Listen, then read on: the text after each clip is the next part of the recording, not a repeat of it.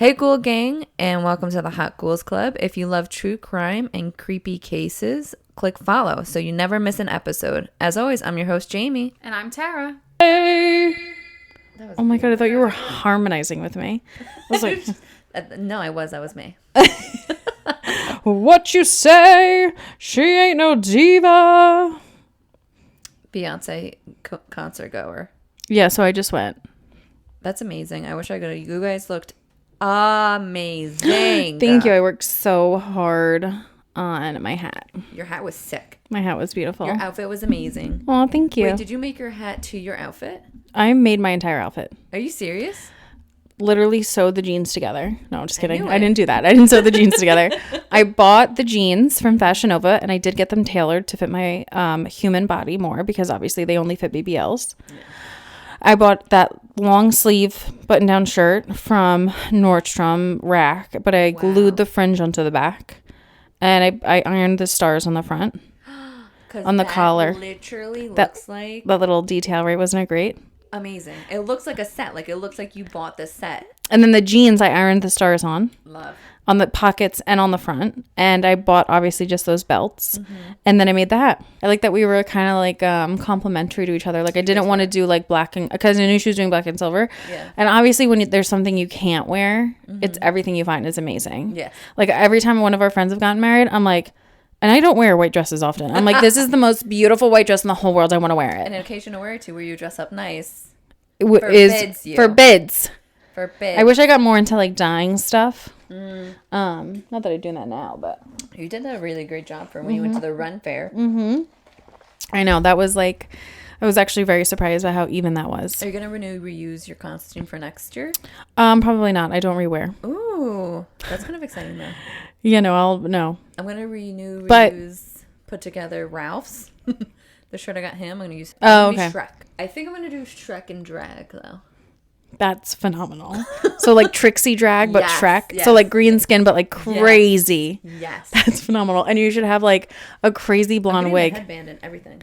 For the ears. No, I think I might. So I'm in between. No, you're gonna go bald. Hair or bald? Yeah. If you do anything, if you don't do a wig, do bald. Yeah, that's what I'm in between. Like, what do I want to do? Who do I want to be? How do I want to make Shrek? There's so many options I can do. Well, you should do it with the drag queen that's established, so you can have a Shrek inspired drag, or or just be a drag queen. Yeah. It doesn't have to be a specific one, but then make a drag name. Yeah. Like, I can't think of any. I'm not that good. Oh, my immediate was like Shrekarella. Shrekarella, that's a good one. That's a good one. I'm excited. No, I'm excited. I don't know what I'm going to do, but I do think I am going to rewear my Beyonce outfit to Halloween. I told Alyssa that's going to be fun. And be a vampire cowboy. Love the twist. So, yeah. I got that idea from Dylan the other night. Really? Yeah. Because that's what he thought my hat was for. He immediately said vampire cowboy. I was like, just cowboy, but phenomenal. No notes. No notes. Oh my God. You know it. There are people out there for you. They are. There always is. You guys can always find your group of people. You can. No matter what. They're in some obscure Facebook group. And in our group of people, we like to call it the Ghouls.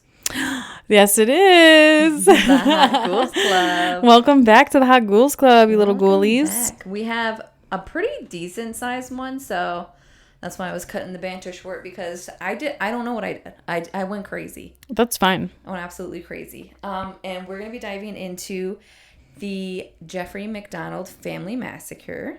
Massacre. You said that with like a Boston accent. Like I love that. You're going to dance it up. You're going to. That's phenomenal. And thank you, everybody. We did take a break last week. It was my birthday week. Happy birthday, thank you. And we just needed a little R&R. Yeah, we can do whatever we want. Truly. That's really what it comes down to. Yeah. So get used to that. Yeah. But anyways.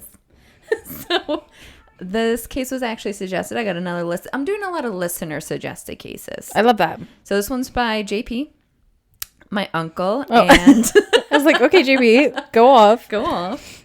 And in case you would also like for us to review a case that you have interest in, you can always leave a comment, email us at hotghouls@gmail.com or DM us on our socials. We're on Instagram and Facebook. Yes. And that's a surefire way to get the case of your interest on our list. Yeah. And talked about quicker. Absolutely, because we're always like, or at least I am. I feel like Jamie's really good at coming up with ones that I haven't heard of. Like, I have no idea what this one is. I really don't know. I mean, maybe it'll jog my memory, but I really doesn't ring a bell. But I do feel like so many have been covered sometimes that I'm like, what am I going to do this time? Like, what is my next? I do have like some that I want to get to, but I also feel like sometimes the ones that I all like at one time are similar. Mm-hmm. You know what I mean? And I want to do different things. Yeah. But anyway. I've been doing a lot of family murders. I'm ready to stop. Yeah, maybe. But to be fair, I have, to your thing of, I've been doing these cases you haven't heard of. This is all listeners' cases. I haven't had an original idea. In years. In years. Years, guys. In years. It's okay. like high school we're talking. Truly. This one, I think it was the Black Dahlia was like the last one that I did that was like on the list of what I wanted to do. Yeah. And then everything else was like, okay, I'll just do it because you suggested it. So yeah. Not? And then it's like, I usually get inspired by like literally, because I'm addicted to true crime. I'll be like, oh, I'm going to watch this true crime documentary. And I'm like, there was amazing. a good one that just came out. What was it? Oh, the one I was telling you about, the Frank and Rose. Fred and Rose. Murders. The docuseries that came out on Netflix. Yeah, I'll give it a go. Disgusting, foul human beings. They are disgusting. I had no idea. And I also didn't know they had a family of their own. I don't recall that at all. They've killed 2 of their own children. What? So they were, yeah. Wow. Uh-huh. Okay. They weren't really, They were horrible people. They were open to anything. It was disgusting. Absolutely foul what you listen to. Well, I'm here to listen and learn today, guys. I'm here as a listener, just like you, to give commentary and to react when needed. All right. And as the title of the episode suggests, we are going to be going into the murder of the MacDonald family. More specifically, the murder of Colette, Kimberly, and Kristen, the mother of 2 young children, along with a murder of their unborn child. Oh. Did you like that? I did like that. Oh, yeah. It's like, oh. That was nice. So we'll talk about the sole survivor of the family as well. And that night, which was Jeffrey MacDonald, the father of the family, and how botched the initial investigation was, and how this affected the justice for the mother and the 2 girls. And to get a better understanding of just how the justice was faltered in this case and how the multiple trials, you were either on the side of Jeffrey MacDonald looking for his justice, or you were on the side of the government looking for justice against him, which is actually still to this day pretty controversial as far as like what side you leaned on. Okay, so maybe I should keep an open mind. Keep an open mind. I had one idea first going into all this information, and I landed on the complete opposite side. Okay. Sorry. I have a mic stand for the first time today, and I keep touching it, so I need to stop. We're really excited about this. We're excited, so I won't be like zoned in and out like I normally am. Yeah, you're going to be stationary in one spot. It's going to be because I am leaned back. Isn't it great? This is so much better. I mean, this is probably much worse for just my body. To fidget around? To just be leaned like Jabba the Hutt. All the way back. Well, I feel like... Instead of like posture. Well, could you adjust yourself? I really don't want to. Okay, that's fine. No, okay. Okay, yeah. No. I am just Jabba the Hutt. If you want to. No, yeah. No. Well, first, you're not Jabba the Hutt. Stop calling yourself that. That's number 1. Number 2. 2 strikes. Number 2, yeah. If you have to adjust, just adjust. Let me know. I'll just, yeah. I'm in a mood. I love these moods. I'm in a silly, goofy mood. I'm scared to put my coffee down. No, it's a little bit hard to work around the mic stand with like a bev. It is. It really is. It really is. Weirdly, I need like another whole setup right here. Literally. Yeah, this just was starting to fall. So sorry if you hear a little bit of ice. I do have a big gulp. Nice. I've been enjoying a on the go 7-Eleven as well. So. We are Long Island based, so 7-Eleven is where it's at for us. And talking about Long Island, we're about to bring you back there to the 1940s. Shut the front door. Late 50s. No, not about the age. I mean, at the time. Long Island. New York. Long Island. Can you believe it? So Jeffrey MacDonald was born in Queens, New York. One of 3 children. Look, okay, that's Queens. We don't really. I know. Okay. that was a fake out. She doesn't talk about Long Island once. Born there, doesn't live there. Oh, okay. Lives in Jersey.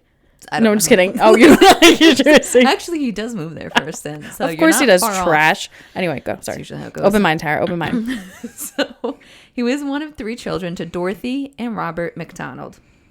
Growing up, he lived in a house in Patchogue on Long Island Okay. and attended Patchogue Medford High School. What if he lived in the house I live in now? Imagine. No, it was built in the 1940s. Maybe. No. He probably knows of it. He definitely drove his little bike by it. Oh my gosh. Oh my God, Patchogue. Okay, slay.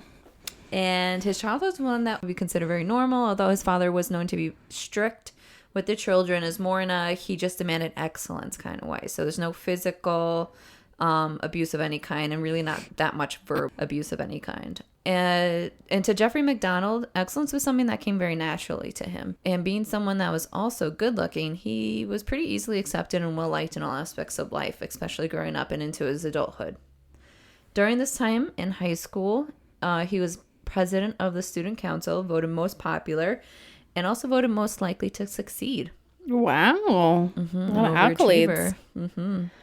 He ended up getting crowned prom king, but it was actually in junior high where the trajectory of his and Colette's life would be sealed. And it was love the name Colette.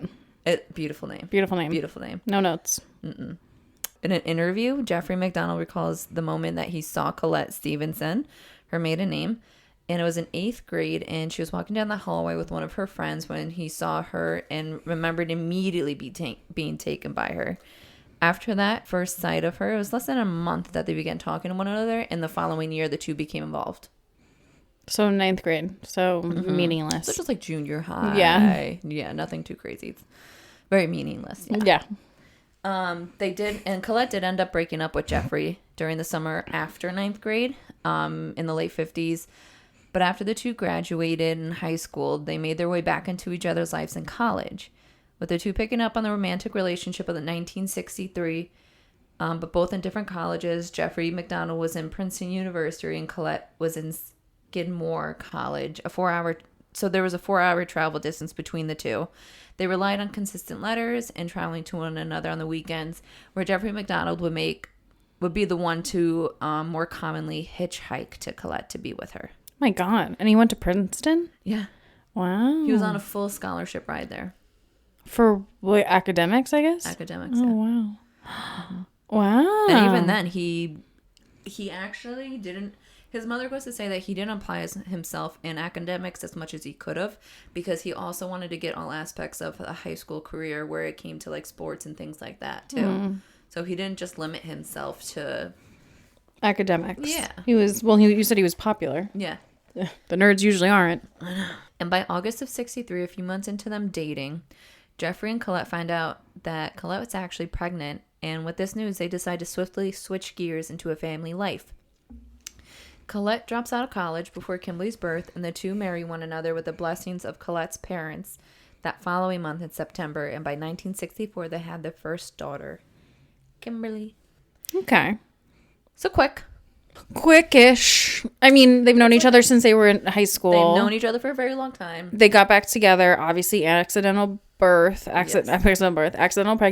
Yep. They had to do at the time what was the right thing. Yeah, so very common practice. Very common. I was going to say, it's not like this is crazy. Okay, so he's had a pretty run-of-the-mill life. Yep. And then Jeffrey continued his studies at Princeton, and once he graduated, he moved himself and his family to Chicago, where he was accepted into another medical university to further his education. And he picked up a couple part-time jobs to help support himself and Colette and Kimberly while they lived in a small apartment in the area. And then once they saved up enough money, they moved into a family home. And that was and that home is when they had their second daughter, Kristen, and that was in 1967. And they stayed within Chicago? So then they ended up moving to New Jersey. Oh. That's the move. There it is. That's like really perfect timing for that question. And Jeffrey moved there to intern at the Columbia Presbyterian Medical Center. Oh. And once that was completed, they vacationed as a family in Aruba. MacDonald does go on to say that during this time in New Jersey, his relationship between himself and the family became strained. And that's because of all the grueling hours of interning and part-time jobs and all of what Colette was doing, because I believe she was taking classes here and there too to further her studies again. Mm-hmm. All this time apart, it just kind of took a toll on their relationships, and the Aruba trip was a way to reconnect and unwind before Jeffrey MacDonald and his family made the decision for him to join the army. Oof. Okay, not my first choice. No, and that's like during the Vietnam War time. That's a really bad choice. So during MacDonald's time in the Army, his need for excellence continued as it usually does in everything he does, socially and academically, and he made it to the Green Berets, and his family. Oh, yeah, okay, yeah.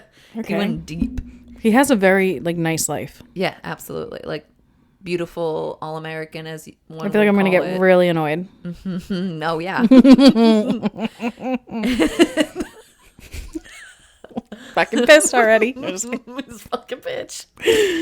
So the family moved to Fort Bragg, which is a secure neighborhood allotted usually to Army men that had families. Mm-hmm. And the small neighborhood was very close to the party and heavily drug-filled town of Fayetteville, not known locally as Vietnam, because of the mass amounts of vets that were settling around the area. And it was just one of those bases where the vets that came back from Vietnam were just kind of like a hard time getting back to society. Is this still New Jersey? No, I'm sorry. It's Fayetteville, North Carolina. So that Fayetteville. Okay, so they moved to Fort Bragg, is North Carolina. I've heard of it before. I didn't know where. No. So they were on base, and then the next town over is where a lot of Vietnam vets settled down, and they called it Vietnam. Vietnam. Yeah. Oh, okay, that's super insensitive. Oh, absolutely. That's like crazy. I was like, okay, or maybe.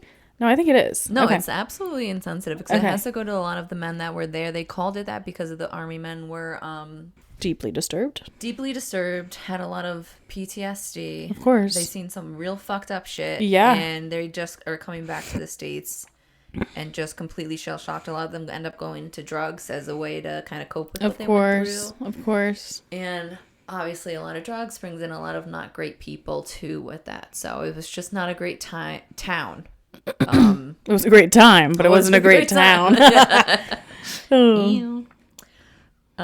And during this time in the Green Berets, he worked his way up to the captain title, and he became a Special Forces Group surgeon. With this title, he ended up finding out that he most likely wouldn't even be serving overseas, but instead assisting the vets that came back from the war. Okay. Yeah. One way to doing this, the Army had set him up as part of an outreach program where vets that became addicted, because as we know in the 70s, like we were just saying, during the War of Vietnam, there had become a drug craze in America, and the vets would come back from the wars, quickly fell into addictions as a vice to deal with the horrors that they went through during their served terms. This interesting fact about the outreach program, though, was that it was at its face, it was being broadcast as a way to help vets through their addictions without worrying about consequence. However, kind of the exact opposite was happening. And this was happening at the discretion of Jeffrey MacDonald. So when he would evaluate the men coming in, it was his call if these people would be dishonorably discharged because of their drug use. Mm-hmm. And there were more than a few times that he would make the call to get these vets, fallen addict, kicked out of the Army. So losing all their benefits and everything else that comes with being a vet.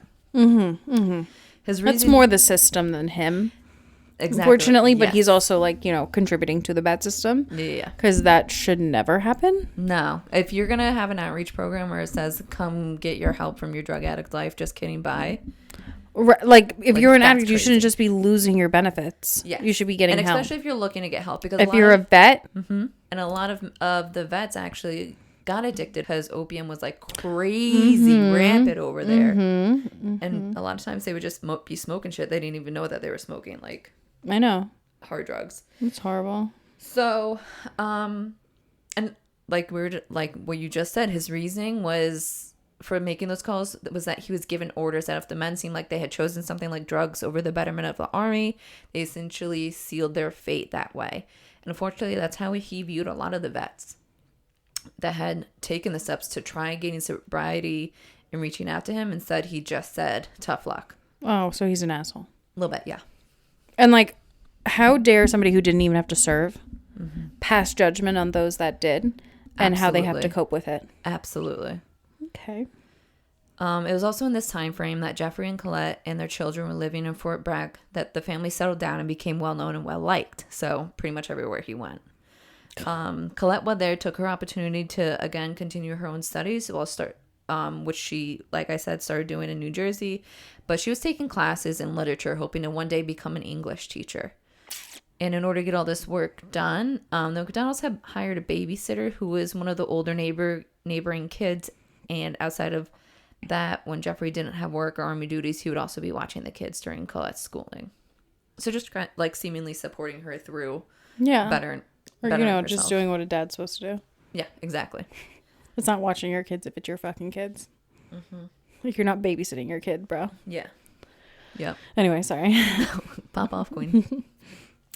So during this time at Fort Bragg, Jeffrey MacDonald got the call that they were deactivating the special forces that he was assigned to, and he was relocated to another branch of the army. Seemingly, the MacDonald family had it all.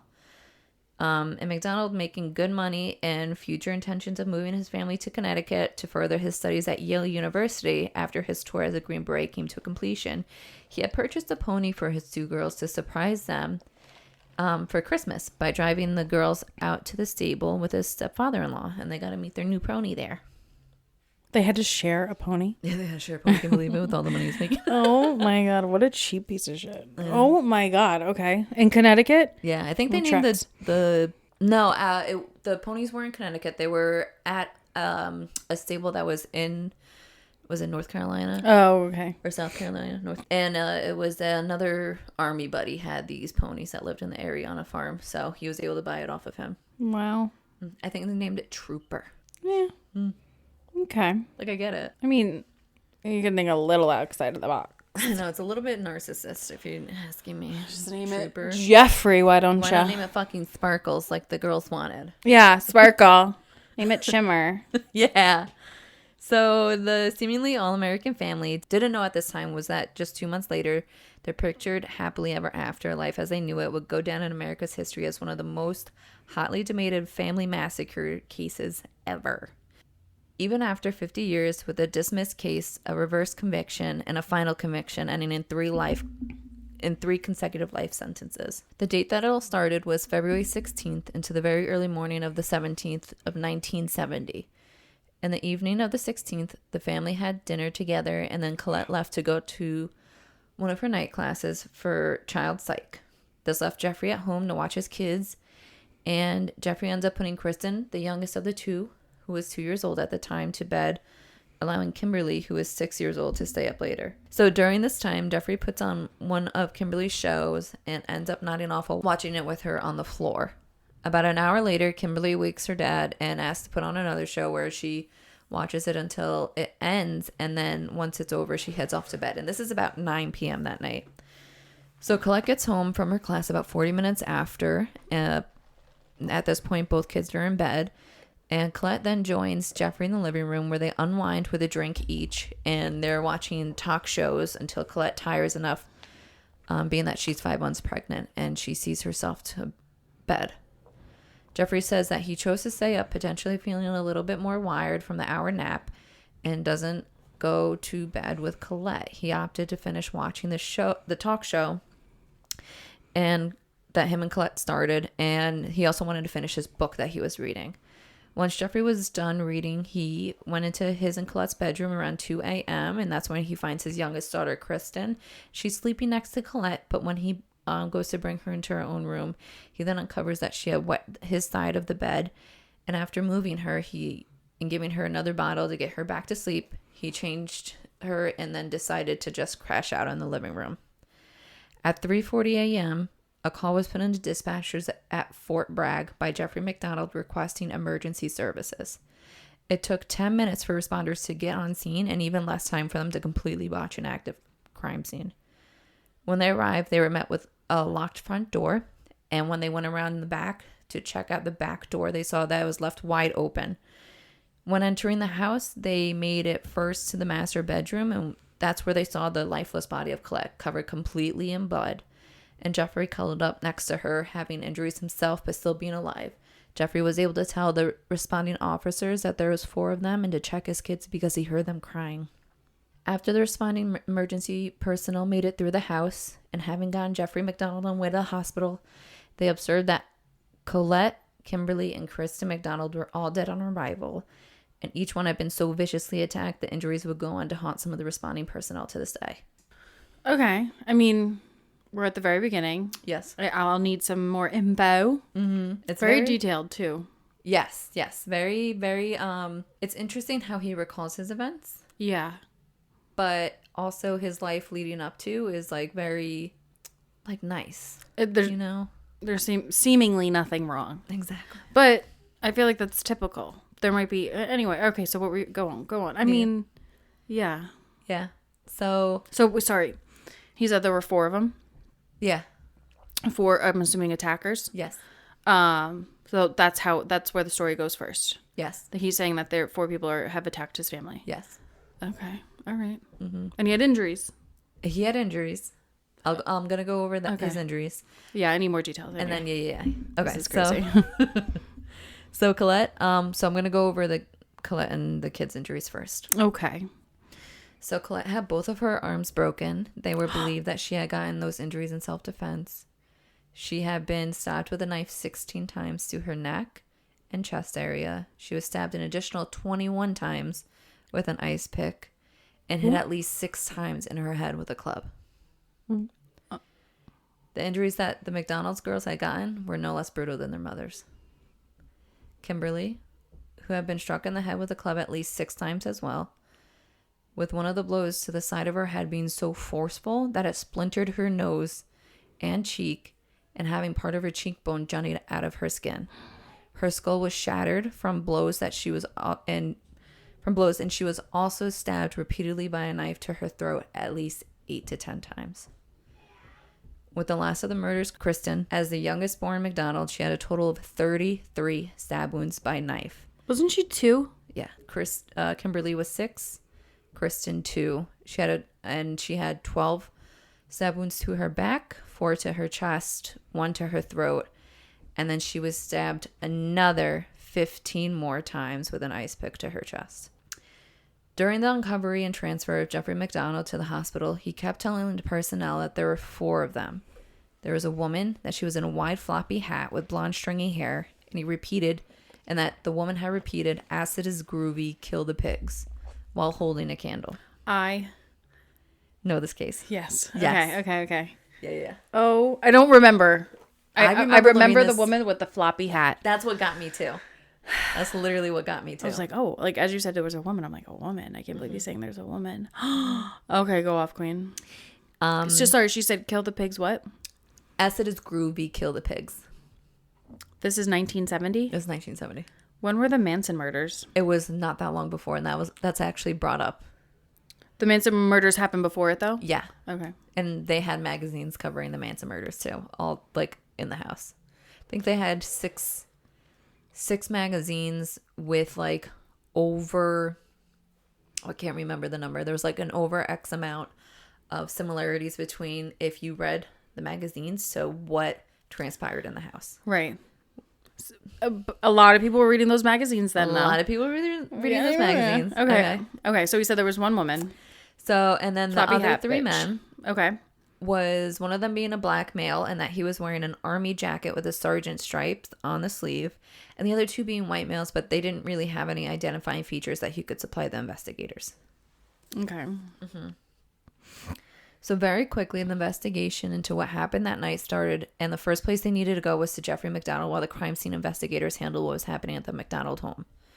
So with Jeffrey MacDonald having serious non-life-threatening injuries, which included about 10 puncture wounds across the abdomen that were noticed a few days after the incident, as they didn't really need any medical attention because they were so small. There was another 4 to 5 small puncture wounds to his chest, and 3 more puncture wounds to one of his biceps. He also got 2 stab wounds, one is upper bicep and another to his lower abdomen. Both were superficial. He did have, which was his most substantial injury, a clean stab wound to his chest that partially collapsed his lung. He also had some bruising to his head and a more gnarly one on his shoulder. Lastly, he had a small cut to his index finger and even smaller ones to a web of his thumb and index finger, almost like multiple paper cuts. Don't like that. No. Don't like that at all. That's don't weird. like that placement. No. Not a fan. Not when there's something that can be bludgeoning other people. Okay. Wasn't he covered in blood when they walked in? I believe he was covered in blood. They said he was curled up next to Colette. Yes. I mean, he would have had some blood definitely from his wounds, even if they were superficial. Okay. Being that out of all of these injuries, his partially collapsed lung being the worst, Jeffrey MacDonald was released from the hospital within 3 days. That's where his account of the events were given, and he said that after he put Kristen back in her bed and went to sleep in the living room on the couch, he was awoken by the screams of his wife and children. So this is what he said happened. Okay. He said that he remembers Colette screaming out, "Jeff, why are they doing this to me?" And that the girls were yelling out, "Daddy, Daddy, Daddy." And that when Jeffrey went to get up to go check on them, he was met with seeing those 4 figures. That they were standing over him, and then in the next moment, a scuffle broke out. During his fight, he remembers that he had gotten a club to his head, that he was fighting against getting stabbed by an ice pick, and that he was struggled that he had gotten his pajama top over his head, and he was using it to fend off some of the blows. The next thing he remembers is taking a hit to his chest. He's quoted saying that he thought the guy could pack a hell of a punch. But then he ends up seeing that it was like a silver sheen against it. So I think he recognizes that was. He thought it was a punch, but it was a stab. Because you don't. I could understand that. Yes. So the next thing he remembers is waking up on the stairway to the master bedroom after getting knocked out because he gets bludgeoned again. He said that was when he was met with the lifeless body of his wife. And upon seeing her and seeing that there was a knife sticking out of her chest, he took the knife out and tried to do life-saving resuscitation. That didn't work. He then said he placed his pajama top over her and goes to check on his kids. After seeing them too and trying and failing to resuscitate them, he places his call to 911, and he said in a daze he went to wash his hands and walked over to his wife where he lay down and waited for the emergency personnel to arrive while he was holding her. Now, during the investigation to the crime scene and having Jeffrey's account of what happened, the criminal investigation unit questioned that any of those events that Jeffrey said were even true. Trying to corroborate that there was a break-in by these 4 people, the first thing they did was realize that there was no forced entry. Even though the door was wide open? It wasn't like kicked in or anything? Nope. Nothing was kicked in. Okay. When going over the possibility of the struggle, of the struggling fight that broke out, the living room, the only thing that was turned over was a coffee table.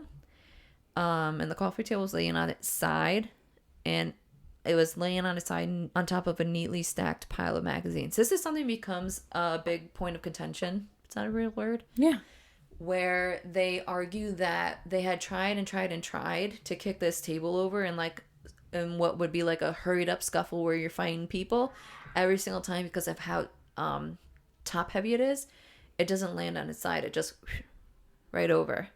Oh. So that made people question the validity of his statement. There was, though, one instance where I think the defense lawyer does go over there and he just sits on the couch and kicks the table, and it does land on its side. Okay. So they're like, we tried 100 times and it never did it. And this guy goes, "Poop." And it does. Yes. So that's a weak argument in my opinion. I mean, No, you're right. It but is a weak I think argument. it's more so that nothing else besides that. I mean, I guess, yes, that would be the one thing, but I would think it would not only just get knocked over, it would get shoved again. Yeah. Those magazines would have been slid all over the place. You know what I mean? That's what they were getting at, but it was just everything was just so circumstantial that you could also easily argue with her the other way. You know what I mean? These are my least favorite types of cases of circumstantial, because even as you explained it, I don't feel that his story is outlandish. No, it's nothing that points to... I get the taking the knife out of the chest was suspicious, him saying that because he's a surgeon. Yes. But if what he said before is true, he's woken up in a daze, he's hit in the head a couple of times, and you don't think like a surgeon when you see your wife's lifeless body. So there's been people that argue that same point, that's what he specifically trained for, especially having been in the army and having to be But that's his wife. A top surgeon. Yeah, but you're trained to shut those emotions down. So but people are saying, but that's his wife, that's his children, that's his home. He doesn't expect. And if he was hit in the head. And true. That's a big thing, I feel. I was like, I was like, okay, so when, as a surgeon, were you told, like in the medical field, I looked it up to see when the training was that you don't take things out of the wounds because, it can make life-threatening things. Yeah. Vietnam.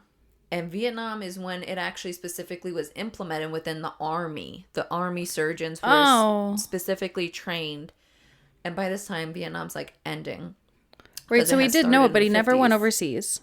No, but he was trained specifically. Yeah. Like, to not take things out.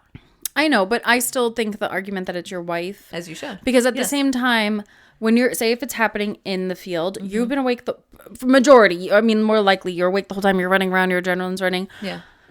I don't know. I'm very, I don't know how to, it's like I'm almost so sensitive to like cases where, I guess where it's circumstantial, because you look at body language, you look at reactions, you look at like training. Oh, sorry, I keep hitting the mic stand. You keep doing, things like that. So it's so hard for me because I've seen other times where people got convicted just because the person was like acting weird. Like that's not cool. You can't arrest people on like being fucking weird. No, and that's like I feel like a big problem, especially in this age, is that they would arrest people for acting weird. Yeah, like they would just, if you were not by the book of how they assumed you should be reacting, out. You'd be in a psych ward, lobotomized. Yeah.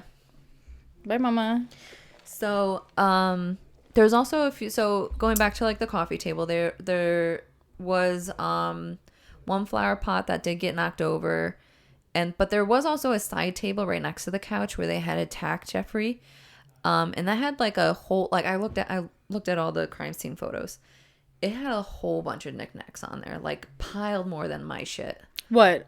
Like a side the coffee table? Oh, a side table? Yeah. Oh, that sorry. Was like right next to the head of the couch. It just had all its shit still like right on it. So if there was like a big fight that happened, nothing was knocked over. Nothing was knocked over.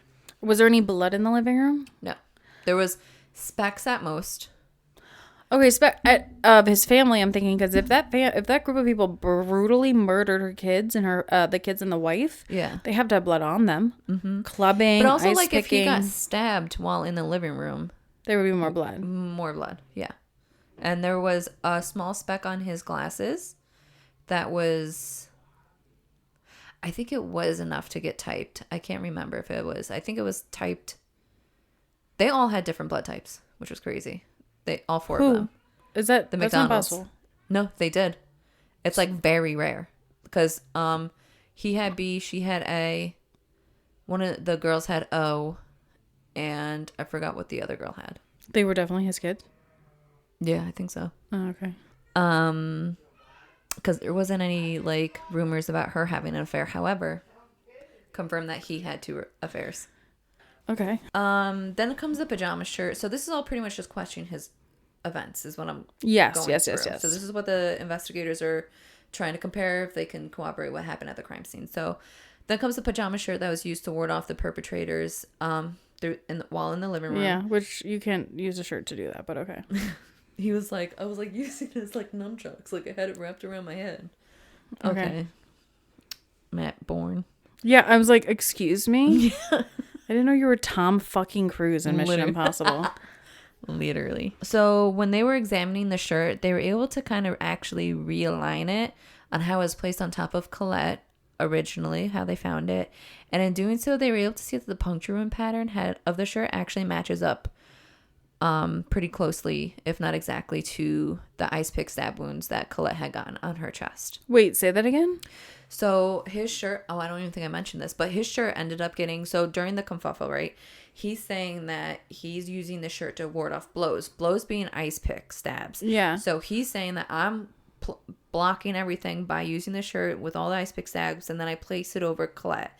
However, when the crime scene investigators take this shirt, see and like replace it over where Colette had gotten stabbed herself by the ice picks, they line up. But how is that possible if it was his shirt? He's saying that, so their argument is that the way you did it is that you put the shirt over her and then you ended up stabbing her with the ice pick. Like she might have gotten stabbed first by the knife wounds. He put it over her and this maybe just went back in with the nice ice pick or some shit like that. Well, it doesn't make any sense. Mm-hmm. It just doesn't make sense. You know what I mean? Like it just like why do any, like it's confusing. Why lay your pajama shirt over it and then stab her through the shirt. Mm-hmm. That just doesn't make any sense. Yeah, so it's just that's weird. Because his shirt was over her and it was covered in her blood. And I know you mentioned he laid his shirt over her, but I'm just saying. Yeah. I don't understand the logic of stabbing someone and then putting your shirt over and then stabbing through your shirt. No, yeah. That doesn't make any sense, right? Okay. But there's other things too that are the same way, that it's like like what he said doesn't make like the whole. There's a few different parts where like, why would that happen on either way? Like either the way that he's saying it or the way it actually, yeah. Because the way it actually happened, I don't know if we'll ever really get that. Spoiler alert. And there was also the point where Jeffrey said that he had gone to the bathroom to wash his hands. However, the blood spatter that they found in the bathroom suggests a different story. There was small spatter on the edge of the sink, on the edge of the bathtub, as well as on the wall of the toilet seat cover and tank lid. This was all his blood. So how he said he just went there to wash his hands of the blood of his family, and to have this spatter of his blood, the blood of his enemies, over the bathroom is, that was never found out exactly how his blood got there like that. Because he never explained it. There was a small spatter also. Wait, no, I already said that. And as far as the assailants go too, Jeffrey claimed that there was 4 that had entered their house, but when the investigation was underway, there was no evidence of outside dirt or other footprints other than Jeffrey's that were found to make it legitimate case. And because like a more intriguing fact was that it had been raining that whole entire night, so there's no tracked grass, there's no tracked mud, there's no tracked anything within the house to show that there was other people that were there.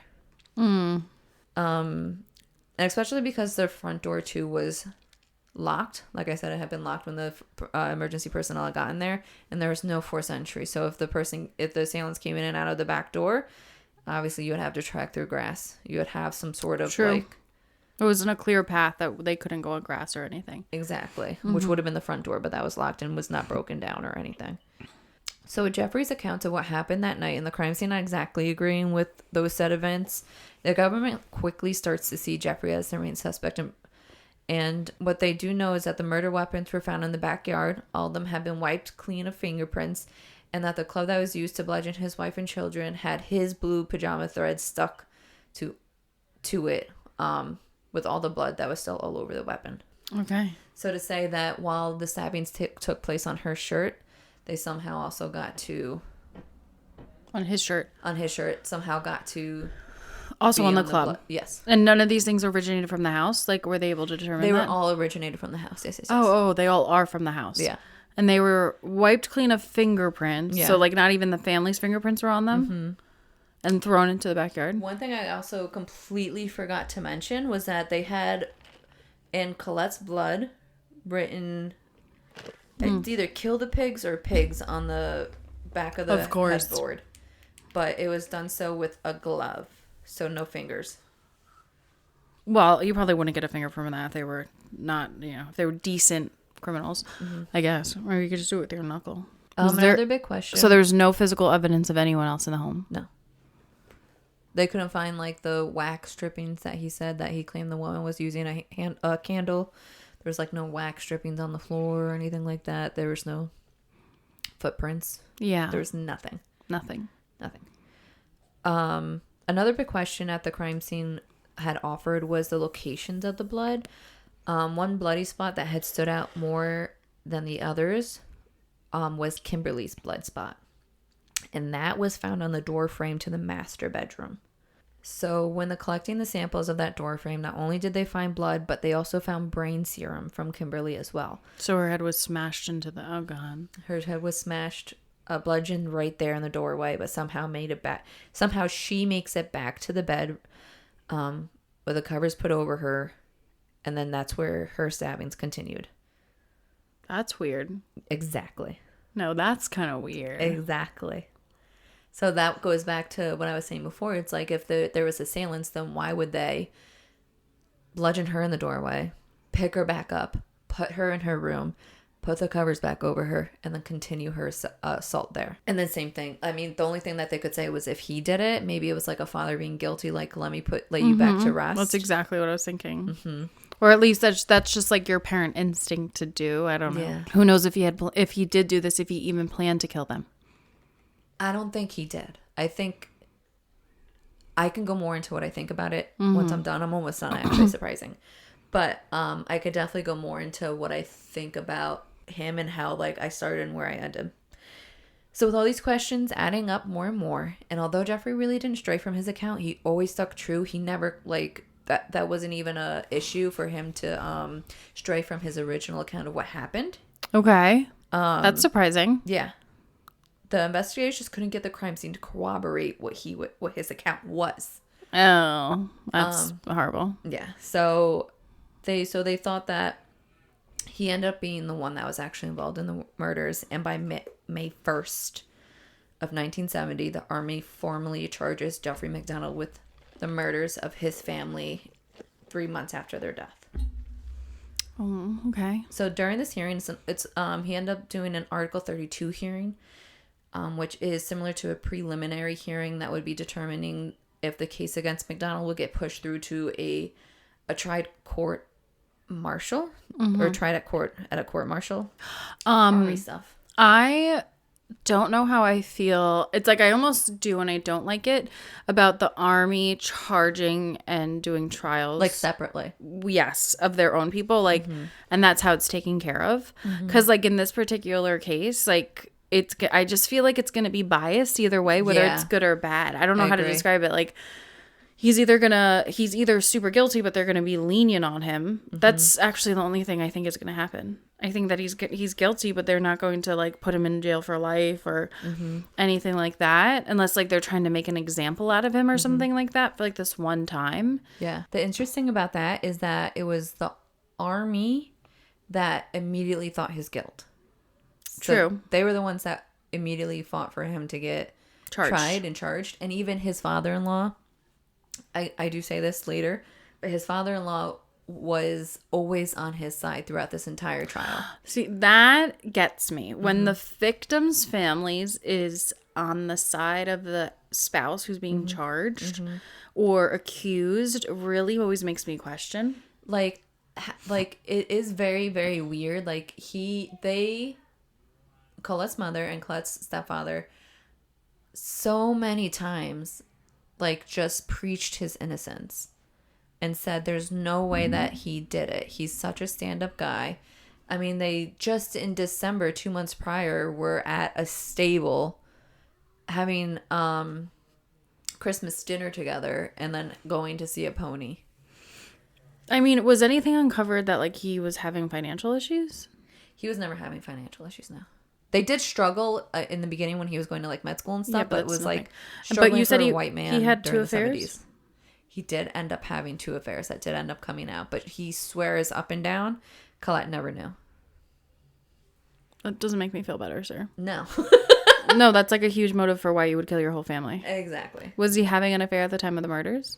I don't know if there was an active affair. I don't think they really, like, there wasn't anywhere that said that it was actively happening when that. I think if you can cheat, you can kill. If you're a man. I could see that. I could definitely see that. Because you can lie. Yes. Colette didn't know about them. That makes us know that you're just a really good liar. That you can easily put on a face when needed. Especially because your schedules were so hard to maintain. You were going to take extra time. Yeah, to have an affair where? Where? Literally. 2 affairs.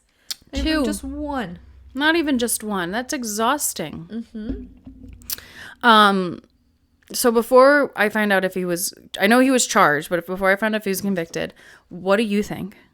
Do you... At this point? Oh, yeah.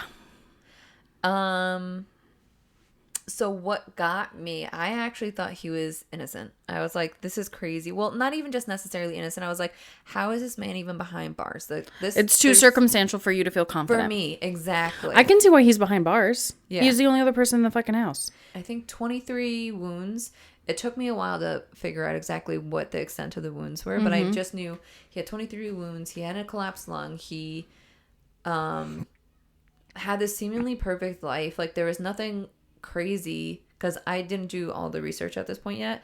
I was like, there's nothing crazy to stand out for me that he was the one that did it. And also, something that does come to light too is that during the hearing, his claim of there having been a woman with blonde hair and a white floppy hat, there was a military policeman that says, yes, I saw that woman on the way to your call. Like, I saw her. She was down the street, standing at the corner. So it's just interesting. And he swore on the Bible on that. The military police did, too. But... No, I'm asking, the military police is saying, like, that's 100% what happened? He, like, swears to his whole life that's exactly... He saw that.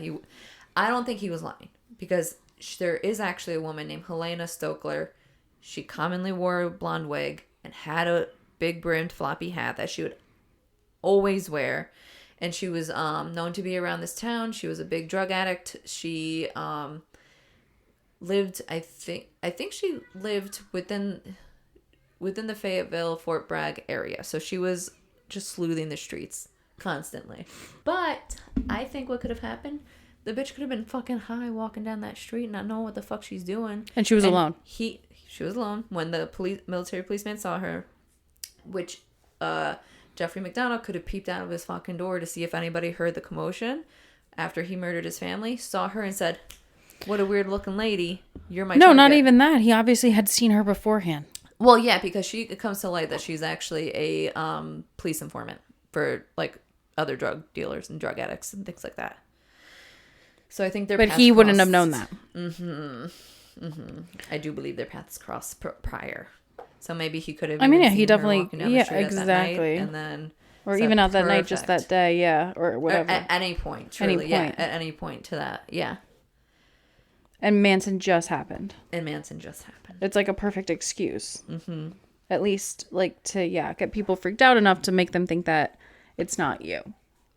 Because what is the motive? I mean, obviously there wasn't any real motive in Manson, and I think that's something a lot of people probably who were going to copy them and do something is, like, a reason it. Like, it definitely gave people... I mean, that's why it scares you, right? That's why things like The Stranger scare you. Yes. Especially when there's no motive. When it's just like people kill just to kill. Yes. That's what's the scariest thing in the whole wide world. Yes. But, do you want to know what I think? Yeah.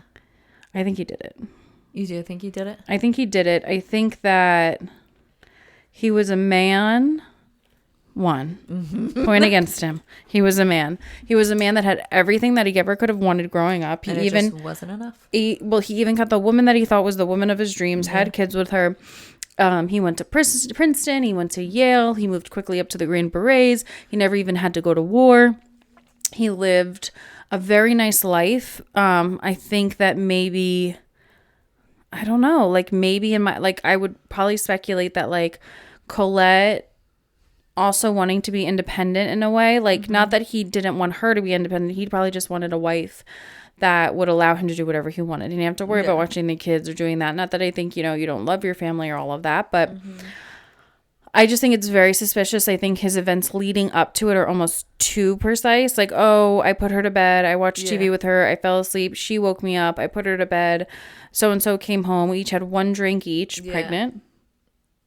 5 months pregnant, she had a cocktail. Oh yeah, but it's 1970. And then she went up to bed, but when I went up at 2:00 in the morning, my daughter was in there. She had wet the bed, so I just put her to sleep and decided to sleep on the couch. Like, it's all just a little too much. Yes.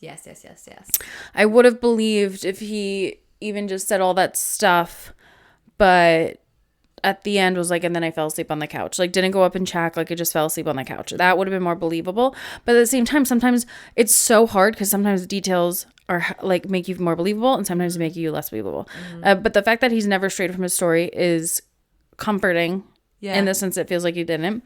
And then also he stabs Colette. What throws me off is the number of weapons. That's not normal. I think for one person to do. It's an absolute overkill. It's an overkill, but I don't even understand how he would have done all three of them on all three of them. If that makes sense. Like, what did he go and club each of them and then go and stab all three of them? Each of the assailants had their own weapon. Yeah, it's like, or he clubbed Colette's first. He clubs her, he stabs her, he ice picks her. He takes all of those weapons and does the same thing with his kid. Like, that's why it's weird. And so, like, I wish if I maybe knew his personality a little bit more. But yeah, anyway. That is a really good point. I know. I do think he did it. At the end of this, I do believe that he did do it. Yeah. But that's a really good point to make, that you're going to sit there and you're going to go and literally line by line take all the weapons and do over and over and over again. And if it was just a moment of, like, also what's the motive too? Like, what is the real motive? But there's no financial, your children your on top whole of your wife. family, unless you've been wanting not to have them for a long time. You saw this opportunity, but then also why I guess you grabbed 3 weapons to say it was 3 men, I guess. You had just bought your kids animal that you planned to take with you to Connecticut during the end of your reign, which you knew was coming up for the Green Berets. I mean, if he so there was did do it, plans too. Like, it wasn't like right, but if he did it, then he's like a psychopath. Absolutely, and I think he kind of is, to be honest. Oh, okay, just go read the rest. Yeah. So back to the Article 32 hearing. Okay. So when presenting the evidence against MacDonald, although his story isn't showing to be exactly concrete, it also wasn't enough evidence in showing guilt either, like we were just kind of saying. And Colonel Rock, who was overseeing the hearing, ultimately advised for the dismissal of the case, citing that the crime scene, although not corroborating MacDonald, had also gotten so contaminated that certain aspects, such as the flower pots, which was an argument, the position of other objects like the coffee table, that other argument, that it would have proven a fight broke out, were actually fixed by other first responders too. So that was the issue with the crime scene being botched. A lot of the first responders, since it's a military base, is that they were young. They didn't really have a lot of training, and especially in crimes of this nature. And that while in the house, ambulance workers both fixed and touched the crime scene, as well as one of them stole MacDonald's wallet and literally grabbed the cash and chucked out the rest of it and threw it out the window when he got back on the road. How crazy is that? Like, especially if this man was telling the truth. God forbid, right? Like, that is either way horrible. No, either way, but still, especially if he's telling the truth. Yeah. You literally just kicked the man while his fucking family was absolutely obliterated. Wait. And you steal his wallet. Speaking of that, cash. Yeah. Was anything else stolen from the home? Nothing was taken from the home. But that's why I think his thing was like the hippies wanted to kill the pigs. Like, that's what he really was trying to stick to. What Jeffrey was trying to stick to. And this was on Fort Bragg? On Fort Bragg. People can just do that? Apparently so. Oh, okay. It's not that safe then. No. That was crazy. So with the dismissal of the case against Jeffrey MacDonald, he had also gotten honorably discharged from the Army, and he ended up moving to New York City for a stint, and then he went off to California in February of 1971 to start a new life. The problem was that Frank Kassab, Colette's father-in-law, who originally was in support of MacDonald and was constantly doing press conferences and providing statements how he thought MacDonald was being wrongly accused and that MacDonald was just a loving father whose world just collapsed, he starts to notice these little nuances that MacDonald starts exhibiting in the wake of his dismissal. Wait, so let me just jump in. Yeah. Since he was charged through the Army, he doesn't have to do like a case like with the public, right? No, yeah, that would only be through the Army. Okay, and they dismissed it. They dismissed it. But they did honorably discharge him? Yes. Okay. With the dismissal. Because after that, he applied to be discharged, and they they honorably discharged him. Okay, sorry. So the nuances? So Jeffrey MacDonald, he starts doing talk shows, and he starts doing interviews, and he starts, and Kassab is watching MacDonald having these little one-liners that he would say while talking about the murders, and how his demeanor is very light and charismatic, while the interviewers are clearly trying to evoke emotions in their questioning. And Kassab also, while keeping close tabs and having regular conversations with MacDonald, is questioning why he's moving to California in the first place, while his wife and children's murders are still out there. Oh, T. Yeah. So with Kassab not being able to give up completely, he starts seeking outwardly the case files, and Kassab has formal training and intelligence for the Army himself, and he starts doing his own investigation. Go off, Kassab. And after months of asking for the transcripts of the trial, he finally gets a hold of them by Christmas Eve, and he does not stop reading them until the holidays are done. And what he finds, he doesn't like. Don't like that. No. So when Kassab sees MacDonald and his account of the night is not fully supported by the evidence, He takes it upon himself in 1971 and formally writes an 11-page letter to Congress requesting a congressionally mandated reinvestigation of the murders. Unfortunately, though, because it is MacDonald's involvement of the Army, the case would hit a limbo stage of this request. And it took until 1974 in consistent requests and filing by Kassab and his legal team that a Justice Department attorney, Victor Warheed, rules that this case is actually worthy of prosecution, and by August of that year, a grand jury is convened. From August until January of 1975, the hearing with countless testimonies given, having re-gone over all the evidence and hearing both sides of the case, finally indict Jeffrey MacDonald on 3 counts of murder. This was argued by MacDonald's defense as double jeopardy. The double jeopardy argument was thrown out because the trial that Jeffrey had gone, the Article 32, it was like a preliminary case. So he wouldn't have technically been found guilty. He just would have been pushed over to the court martial situation. To have an actual trial. Yes. Okay. So that's why the double jeopardy wasn't it's included. just like the hearing that you have before to find out if you're going to be charged with murder. It's normal. Exactly. Yeah. Because of this, he's actually brought to trial July 16th, 1979. It's at this trial. 9 years after the murder. Mm-hmm. It's at this trial that he officially found guilty of murdering Colette, Kimberly, and Kristen MacDonald, and charged with 2 counts of second-degree murder and 1 count of first-degree murder in the case of Kristen MacDonald on August 29th, 1979 at the conclusion. Jeffrey MacDonald appeals this conviction July 1980 under the guise that the 9-year delay violated his Sixth Amendment rights. He was released with the appeal August 22nd of that year. 6 months later, in December, this appeal was brought to the Fourth Circuit Court of Appeals, and they brought this to the Supreme Court, which accepted this case. And then in March of 1981, the Supreme Court rules that MacDonald's rights had not been violated during his original trial. His appeal is overturned, upholding the original ruling, and MacDonald remains behind bars today. Colette, Kimberly, and Kristen, they were all laid to rest at the Washington Memorial Park in Suffolk County, Long Island. Oh. Yeah. How cute. Isn't that nice? It's the story of Jeffrey MacDonald and his family murders.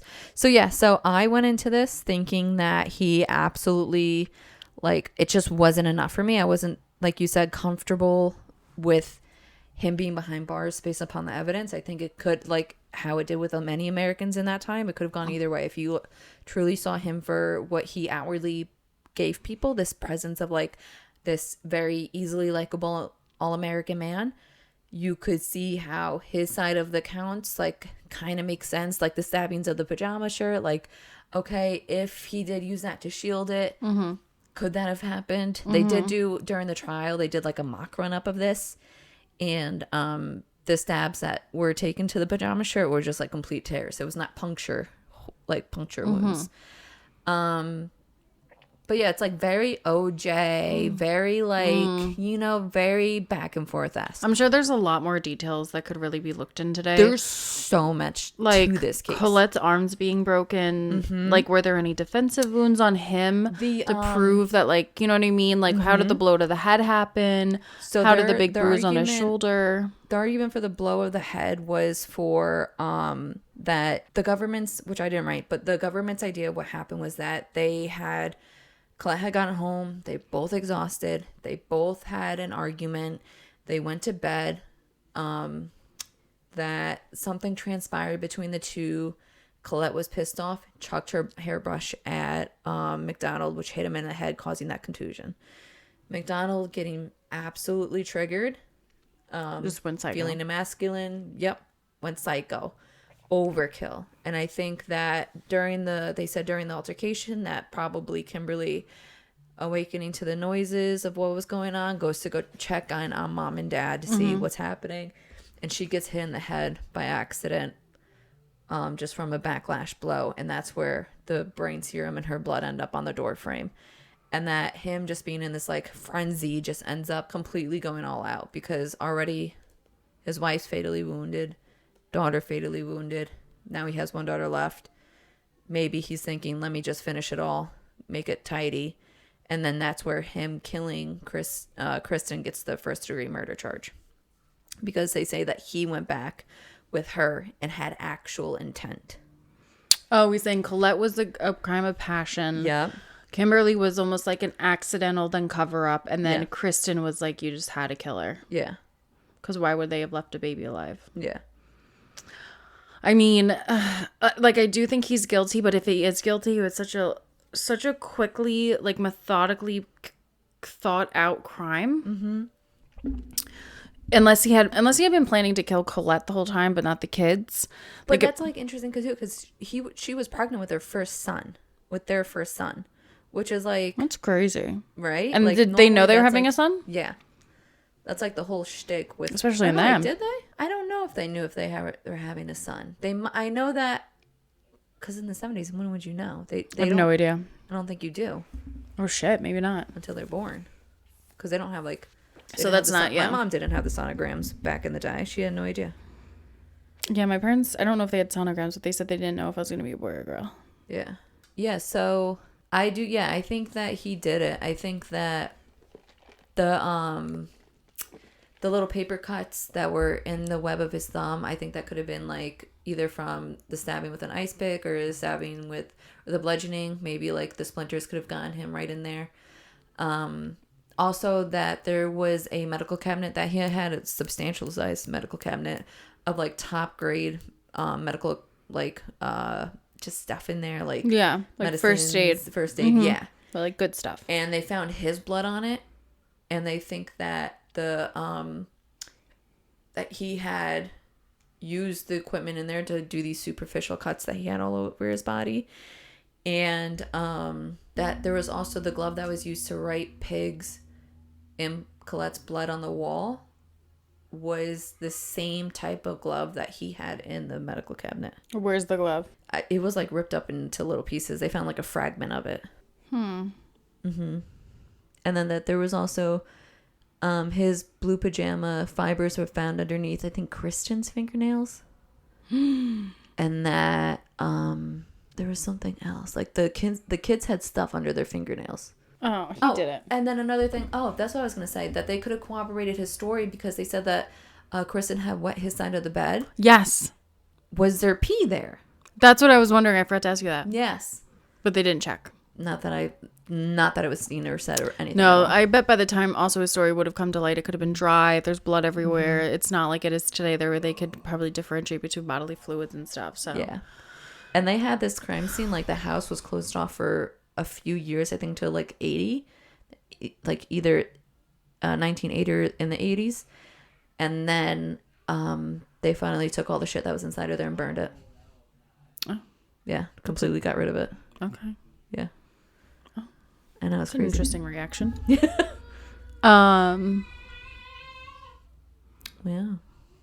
Same.